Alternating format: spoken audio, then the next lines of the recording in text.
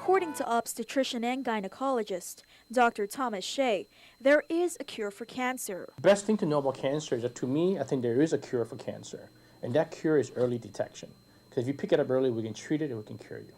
Dr. Shieh says women who have a family history of breast or ovarian cancer are suspect to the cancers too. What we want to do is make sure that women know how to do the breast exam, know the risk factors involved, making sure that they understand that your chance of getting breast cancer is actually 1 in 7. It gets less and less if you can do the follow-up care and making sure that prevention is done. Smoking, alcohol, those things that you need to be careful with. And of course, mammograms. We save lives.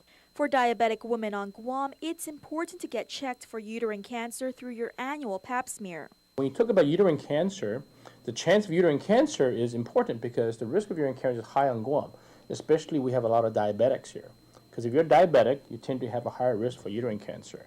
The symptoms of uterine cancer, of course, is bleeding, abdominal bleeding, heavy bleeding, irregular bleeding. Those are all symptoms of uterine cancers. Cervical cancer is another cancer women need to be aware of and can get checked through annual pap smears. Pap smear can pick up cervical cancer very early on.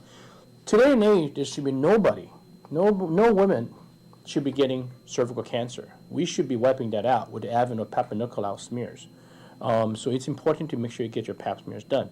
But of all female cancers, Dr. Shieh says ovarian cancer is the deadliest, affecting 1 in 70 women. There's really no screening test for ovarian cancer. The best test that we have right now is doing annual pelvic examinations. The symptoms of ovarian cancer is bloating. You can feel a lot of bloating, fluid retention. Those are all symptoms there. So make sure that you get your annual exam and make sure part of the annual exam is included in there is a pap smear and also the ovarian cancer screening, which is just a manual pelvic exam. Health Check is presented by